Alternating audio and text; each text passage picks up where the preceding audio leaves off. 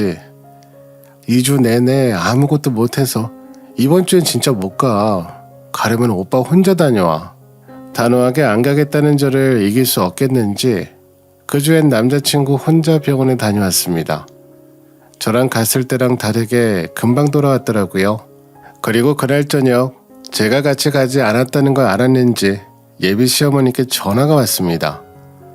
할머니가 그렇게 좋아하시는데 이번에 왜 같이 안 가고 본인 아들 혼자만 보냈는지 물으시더군요. 너흰 젊어서 이렇게 시간이 많겠지만 할머니는 건강해 보여도 그렇지 않다며 아무리 불편하더라도 계속 찾아뵙는 것이 예의라고 사람된 도리라고 말씀하셨어요. 그렇게 왜 혼나야 하는지 이해도 하지 못하고 꾸중을 들은 뒤 마음이 무거워지기 시작했습니다. 결혼 준비, 아니 제 인생은 모든 것이 제가 원하고 선택하는 것들로 이루어갔는데 언제부턴가 자꾸 어디론가 떠밀려 가는 것 같은 기분이 들었거든요. 도대체 언제부터 왜 그렇게 된 것인지 매일 고민에 잠기게 됐죠. 사실 이유는 알고 있었어요. 결혼도 전에 시댁에서 제게 자꾸 요구하는 것들이 많아지기 시작해서였죠. 그리고 또 그 다음 주 다가오는 주말에 또 걱정을 하고 있는데 엄마가 갑자기 제게 여행 가자고 제안을 해왔어요. 요즘엔 결혼 준비며 시댁 일이며 바쁘지 않았냐고, 결혼하면 더 같이 있을 시간이 없어지고 얼굴도 자주 못 볼 텐데 우리 딸이랑 시간 좀 보내고 싶다고 하셨죠. 멀리 안 가도 되니 가까운 곳에 가서 사진이나 많이 찍자면서요. 걱정만 한가득인 시기에 엄마의 말을 들으니 뭉클해져 알겠다고 했습니다. 그리고 역시나 남자친구에게 할머니 병원 안 가자는 연락이 왔어요. 나는 엄마와 약속이 있어 못 간다 하니 한참을 머뭇거리기만 할 뿐 별말하지 못하고 알았다며 끊더군요. 그렇게 그 주는 엄마와 함께 몸도 마음도 편안한 시간을 보내게 됐습니다.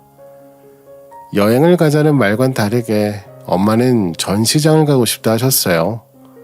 집에서 멀지 않은 거리에 보고 싶은 전시가 있다 하시길래 오랜만에 함께 전시를 보고 식사까지 하며 2시간 정도를 보냈습니다.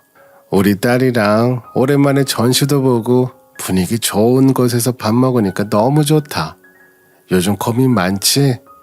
안 그래도 결혼 준비하는 것 때문에 생각할 거 많을 텐데 시댁 문제도 있는 것 같아 보여서 엄마가 마음이 좀 쓰였네. 그래서 맛있는 거 사주고 싶었어. 역시 엄마밖에 없어. 나도 오랜만에 엄마랑 시간 보내니까 너무 좋아. 머리도 좀 정리되는 것 같아서 좋다. 엄마와 짧게 즐긴 문화 시간 그 이후 시간은 제가 결혼식 준비를 할 수 있도록 웨딩 플래너를 만나 정리된 일정표를 확인하는 데 썼어요. 한참을 일정표를 보며 조정하고 있는데 남자친구에게 전화가 왔습니다. 엄마는 화면에 뜨는 저장명을 보자마자 망설임 없이 가져가 받으셨어요. 그리고는 우리 딸하고 지금 여행 중인데 밤까지 있을 거야. 그러니 우리 사위도 시간 되면 올래? 같이 시간 보내면 좋을 것 같은데 라고 하셨죠. 무슨 말을 했는지 들리진 않았지만 듣지 않아도 당황했을 남자친구가 선명하게 보여 조금 통쾌하더군요. 그렇게 통화를 마치고 엄마는 곧장 자리에서 일어나시더니 결혼식 준비마저 잘하고 엄마는 갈 테니 이따 집에서 보자 하셨죠. 그렇게 정말 오랜만에 힐링도 하고 결혼 준비에 집중도 하는 주말을 보낼 수 있었습니다. 그리고 다음 주 엄마는 또 여행을 가자고 하셨어요. 지난주에 함께 시간을 보내니 너무 행복했다고요.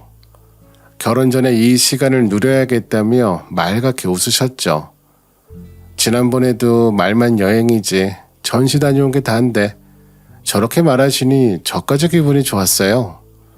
예비시댁 걱정으로 잠시 머리가 아팠지만 우선 알겠다고 했죠. 그리고 남자친구에게 이번 주도 역시 엄마와 여행 다녀올 예정이라 병문안은 힘들다 말했어요.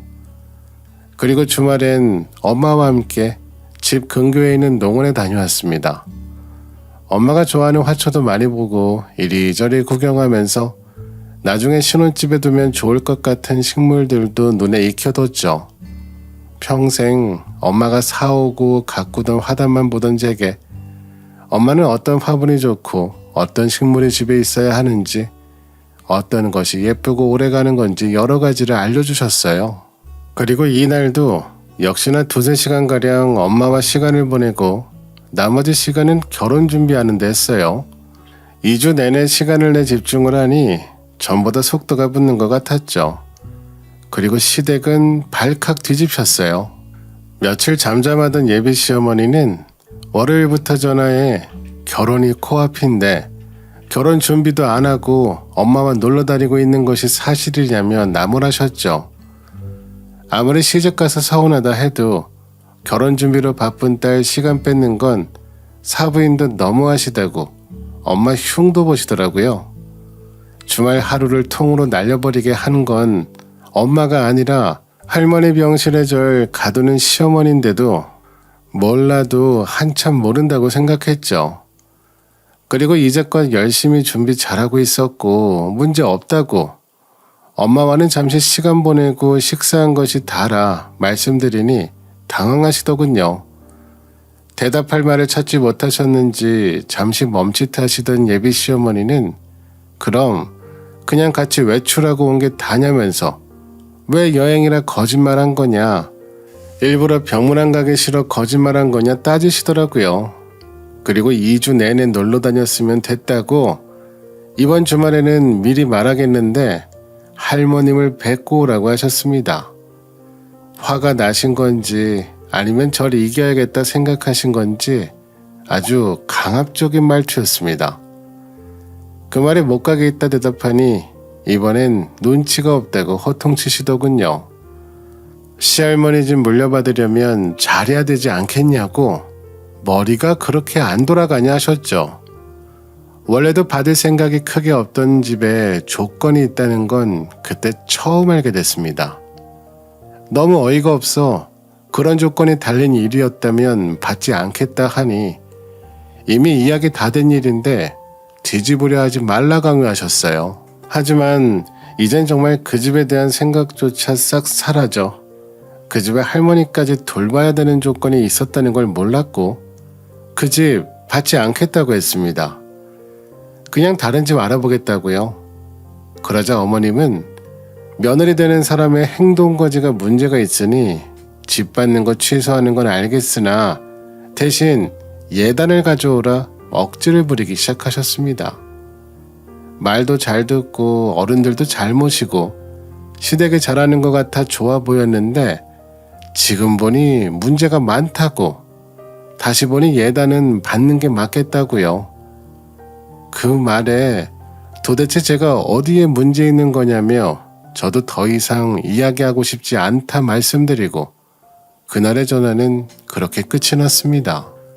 어머님과 말도 안 되는 통화 후 아무리 생각해도 너무 억울하고 열이 받아 부모님께 처음으로 모든 사실을 말씀드렸어요. 저희 부모님은 그 이야기를 잠자코 들으시더니 늘 하시던 말씀처럼 시댁은 항상 다 이상할 수 있다. 같이 살 신랑의 태도와 대처가 중요한 것이다고 말씀하셨죠. 그 이야기를 들은 예비 신랑이 어떻게 대처하는지를 보고 결정하라고 하셨어요. 부모님의 말대로 남자친구와 의논을 해보니 남자친구는 언제나 제가 우선이니 저 좋을 대로 결정하라고 하더군요. 본인은 어떤 선택을 하든 다 좋다고요. 다만 대신 그 집으로 가면 경제적인 여유는 있을 것이란 말은 덧붙이면서요.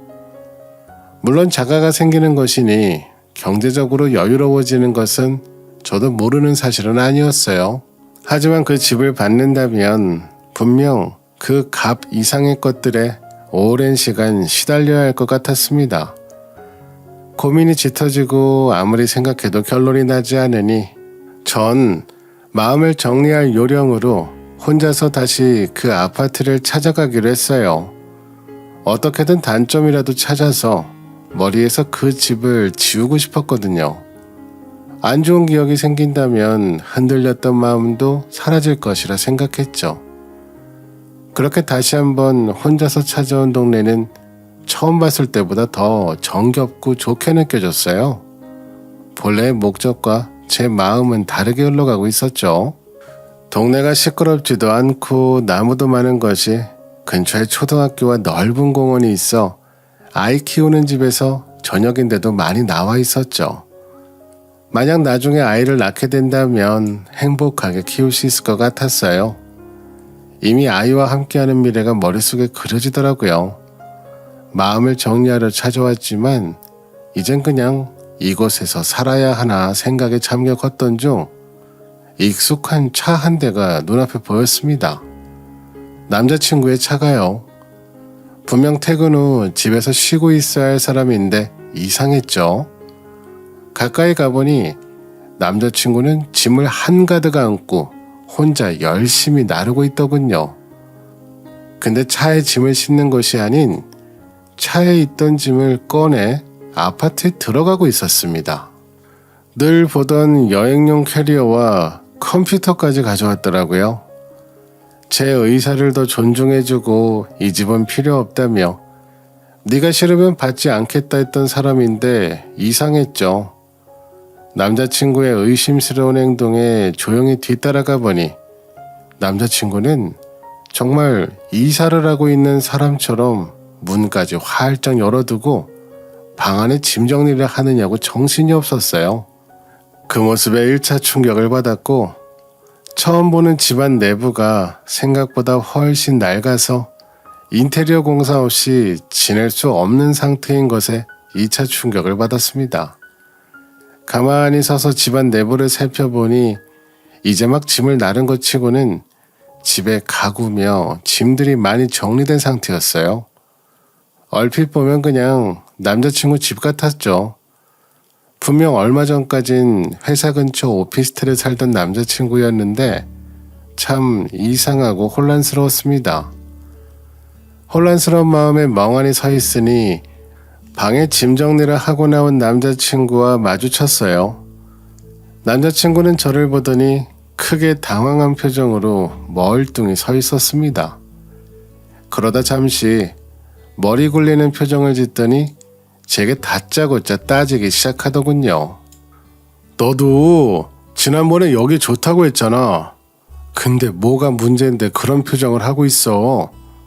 어차피 이 집으로 들어올 거 한 번에 합치면 힘드니까 내가 미리 내 짐이라도 옮겨두고 있던 거야. 근데 갑자기 왜 혼자 여길 찾아왔어? 여기 마음에 든 거지? 거봐. 그게 도대체 무슨 말이야? 아니, 너 지금 여기서 뭐해? 집이라며 잔다고 했잖아. 여기가 오빠 네 꿈속이니? 내가 지금 오빠 꿈속에 들어와 있어서 그런 헛소리를 하는 거야? 내가 언제 좋다고 했어? 그냥 생각보다 동네가 사람 살기 좋다 했지. 왜 마음대로 듣고 마음대로 생각하고 함부로 판단해? 언제는 내가 원하는 대로 하라며. 내가 하는 건 다 좋으니 결정할 때까지 기다리라고 했잖아. 여기 안 살아도 되니 다른 집 구하자고 한 건 오빠잖아. 그래놓고 결국 오빠도 어머님처럼 할머님이 주시는 아파트에 얌전히 들어오길 바라고 있었던 거였어? 남자친구는 몰래 짐을 옮기다 들켜놓고 뻔뻔하게 제가 하지도 않은 말을 하며 우겼어요. 전 배신감과 어이없음의 콜라보로 전에 남자친구가 했던 말을 다시 해주며 쌓아뒀던 것들까지 따지고 들었습니다. 남자친구는 미안하다는 말은 할 생각이 없는지 제 말에 화를 내더라고요. 그렇게 남자친구와는 결국 대판 싸우게 됐고 그 집에 남자친구를 두고 혼자 집에 돌아왔습니다. 다음날 지금 저희가 어떤 상황인지도 모르시고 시어머니는 할머님이 저를 찾으신다며 또 주말에 할머니를 뵈러 가라며 문자를 하셨어요. 순간 어김없이 아직 예비 며느리인 제게 시할머니 병문안을 강요하는 문자 내용과 저의 말을 들어주는 척하며 결국엔 시댁에서 사준 집에 살 계획으로 혼자 짐을 나르고 있던 어제의 예비 신랑 얼굴에 겹치며 화가 머리끝까지 오르더군요. 전 시어머니 연락엔 대답도 하지 않고 곧바로 거실에 계신 부모님께 집과 시댁에 관련된 모든 이야기를 털어놨습니다. 그러자 엄마는 곰곰이 생각하시더니 한숨을 푹 쉬시며 거기 집 주소랑 몇 동 몇 호인지 좀 자세히 이야기해보라 하셨습니다. 그래서 저도 기억을 더듬어가며 동 호수를 말씀드렸죠. 근데 웃긴 건 사실 저도 그 아파트 동 호수를 그날 처음 알았던 거였어요. 그 전까진 동네 이름만 이야기하셨고 남자친구랑도 처음 갔을 땐 집 안에 들어가지도 못했잖아요. 이번에 남자친구가 짐 옮기는 걸 쫓아가다가 그렇게 거기가 몇 동인지 호수는 몇 호인지 이걸 처음으로 알게 된 거였습니다. 엄마는 저보고 잠깐 기다리라고 하시더라고요. 엄마는 서재방에서 컴퓨터로 뭔가 한참 동안 찾아보시더니 잔뜩 굳은 표정을 하시며 예비 시어머니 전화번호를 알려달라 하시더라고요. 그러더니 문자로 뭐라 짧게 보내시고 마셨는데 보내자마자 곧장 예비 시어머니께 연락이 온 겁니다. 저보고 미안하다고 병문안 오지 않아도 된다면서 갑자기 사과를 하시고 거기다가 신혼집도 너희들이 원하는 곳에 잡으라고 말을 뒤집으시는 거예요. 저는 너무 어이가 없어서 남자친구가 이삿짐 옮기는 것까지 다 본 마당에 왜 갑자기 집을 바꾸라 하시냐 물어봤더니 아니라고 그냥 너희들 편하게 집은 알아보라며 말을 흐리시는 겁니다. 그렇게 전화를 끊은 뒤 무슨 상황인지 엄마께 여쭤봤죠. 글쎄요, 그 아파트가요. 예비시댁에서 물려받은 상황이 아니었더라고요. 저희 엄마가 등기부 열람 이야기를 하니까 시모가 확 꼬리를 내렸다는 겁니다. 엄마가 문자로 딱 한 줄 그 집 주소랑 등기부 열람하겠다고 보냈다는데 곧장 예비 시어머니에게 연락이 와서 그렇게 뒤집힌 거였거든요.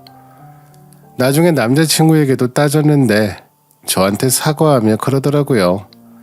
할머니 살아계실 때 빨리 결혼해서 집을 받으려고 했다고.